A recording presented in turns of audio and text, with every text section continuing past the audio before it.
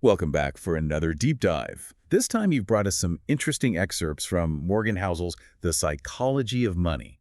It seems like you're interested in some of those less talked about aspects of building wealth, right? The things that don't always make it into the usual personal finance books. Yeah, what's fascinating about Housel's take is that he really puts a lot of emphasis on the importance of things like time, mindset, and behavior when it comes to reaching financial success. Right. It's not just about making those perfect stock picks or perfectly timing the market. No, it's not. It's more about understanding how our own psychology can either help us or, hinder us along the way.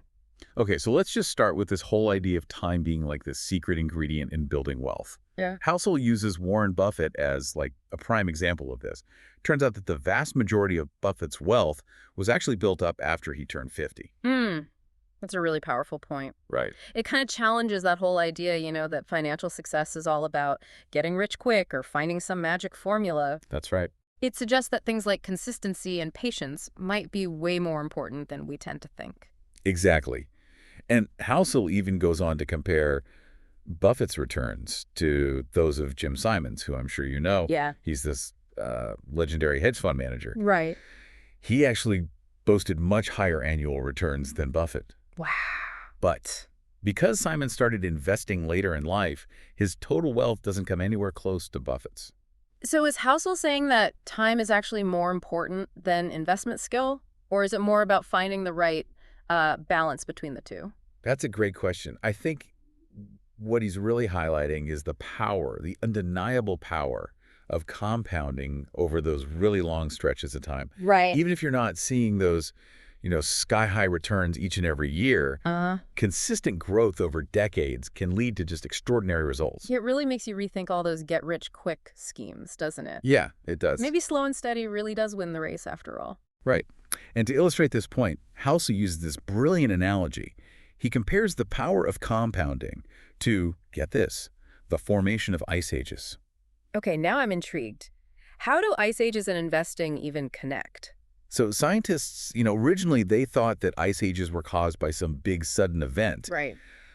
But what they later discovered was that the real culprit was actually this teeny tiny, barely noticeable change in the Earth's tilt.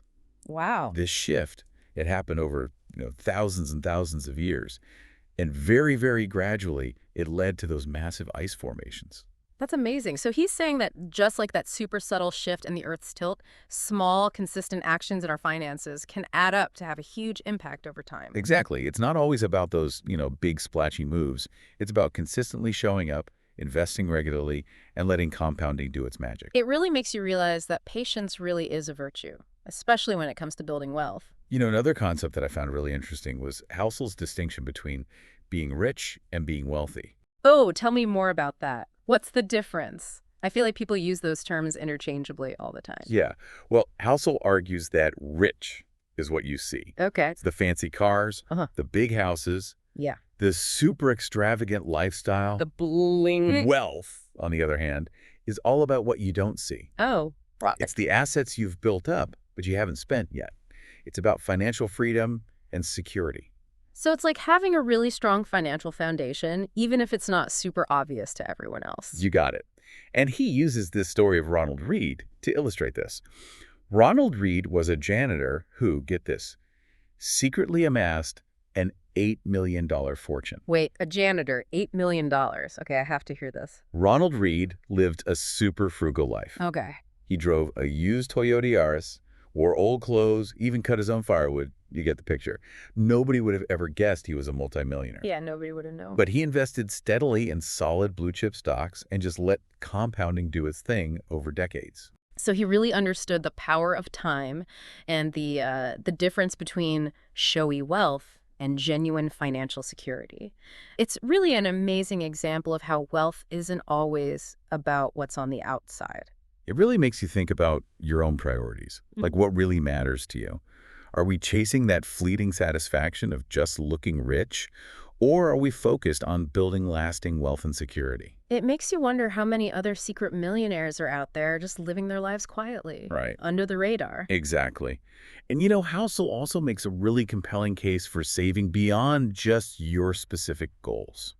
Oh, what does he mean by that? Isn't saving usually like tied to a particular goal, like, buying a house or Of retirement? course, those are super important. Yeah. But Housel argues that we should also be saving for all those unexpected things that life throws our way. He calls it a hedge against life's inevitable curveballs. Oh, so it's like having that financial buffer to get you through those tough times, like job loss, medical emergencies, all those unexpected home repairs. You got it. It's about having that sense of financial security and resilience, knowing that you've got something to fall back on if things get rough. Yeah, makes a lot of sense. So it's not just about planning for the things you can predict, but being prepared for the unexpected too. It's like having that safety net. And those surprises aren't always bad, you know? It's true. What if some amazing opportunity comes along? Maybe a chance to start that business you've always dreamed of or travel the world.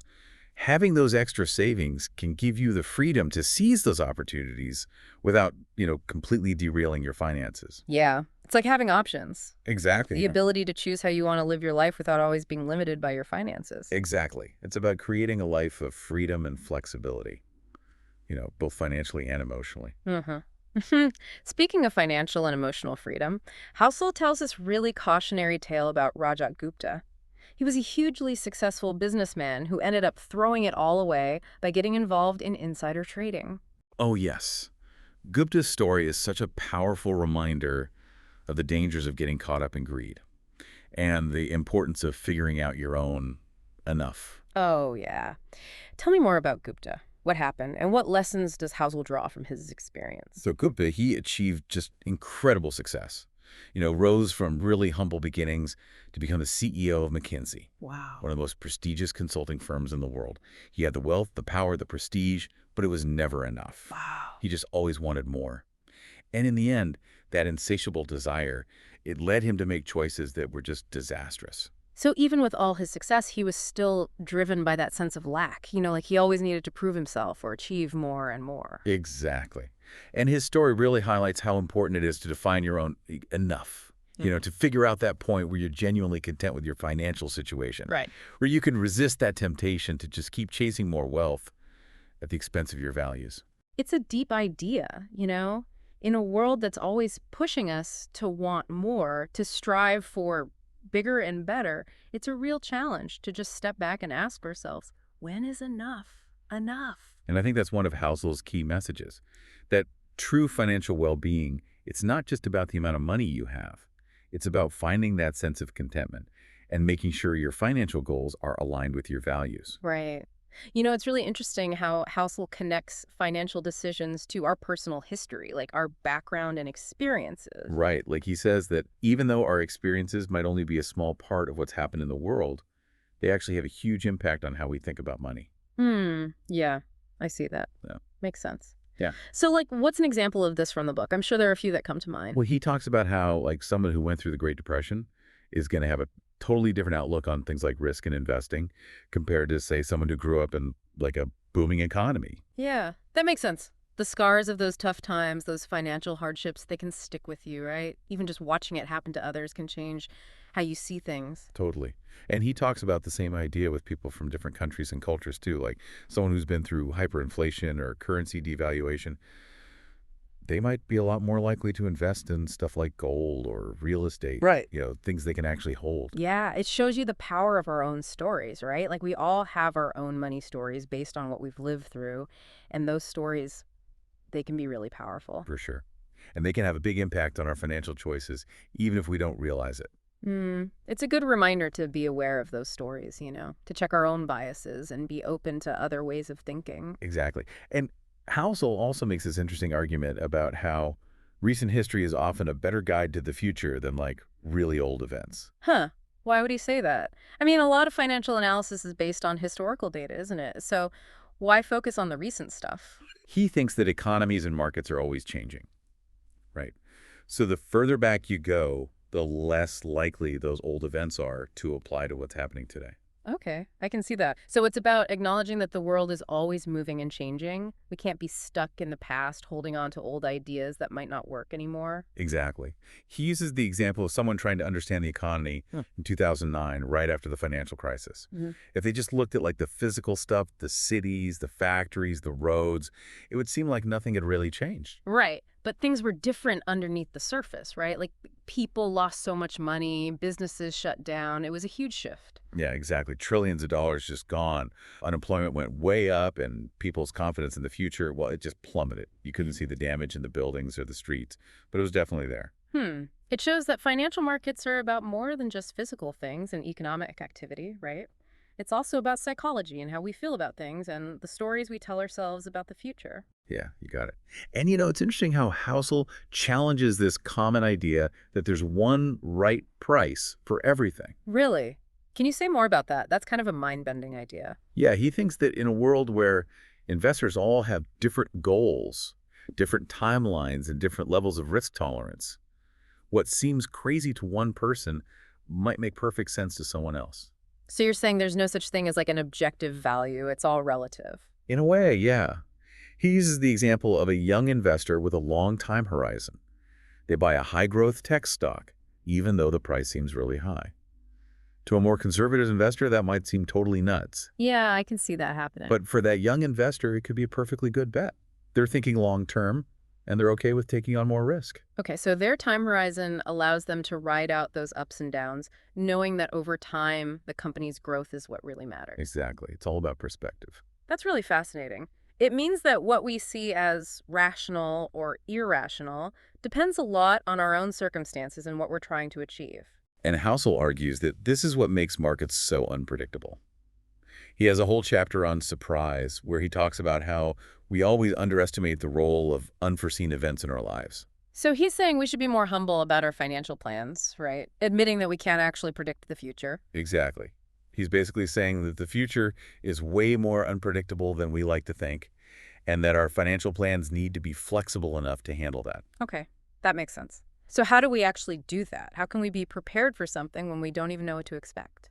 Well, he suggests building in a margin of safety, like a buffer to help us weather those inevitable surprises. A buffer. Okay, I like that. Yeah. And how do we actually do that? It could mean saving more than you think you need, diversifying your investments, or even picking a career path that offers more stability and flexibility. Yeah, so it's about having options, having a backup plan, or even a backup to the backup plan, just in case things go sideways.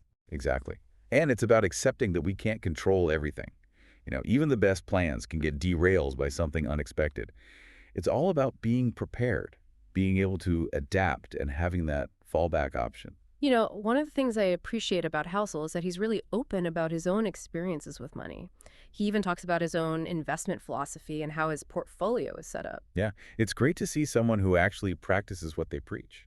He doesn't just talk about financial principles. He lives them out in his own life. So how does Housel actually invest? How does he put all these ideas into practice?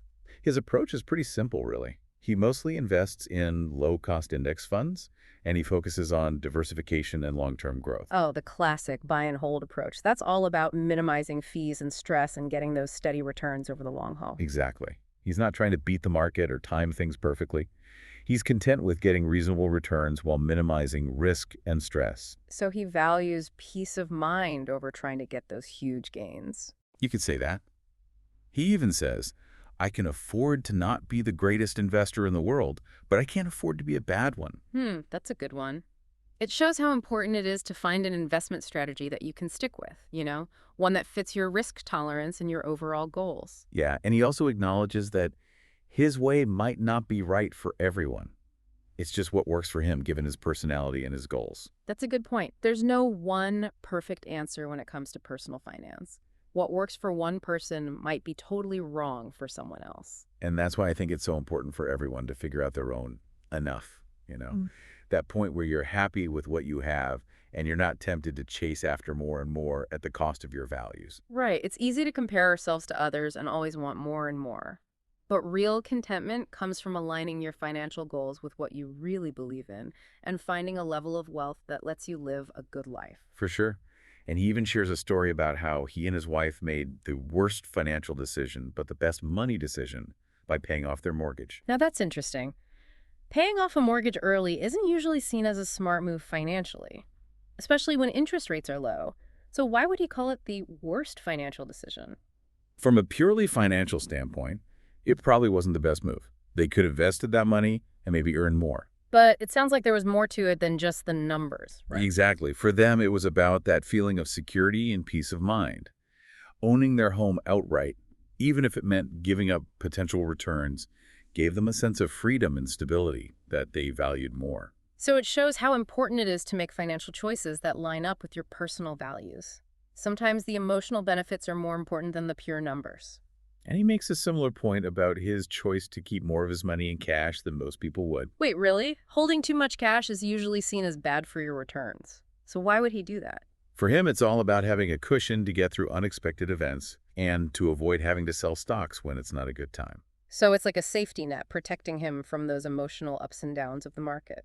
Exactly. He'd rather miss out on some potential gains than deal with the stress of having to sell at a loss. It reminds us that money isn't just about numbers. It's about how we feel about it and how it affects our well-being. And that brings us to one of Housel's most interesting ideas, that we often make better financial choices when we're driven by love, not fear. Love, not fear, huh?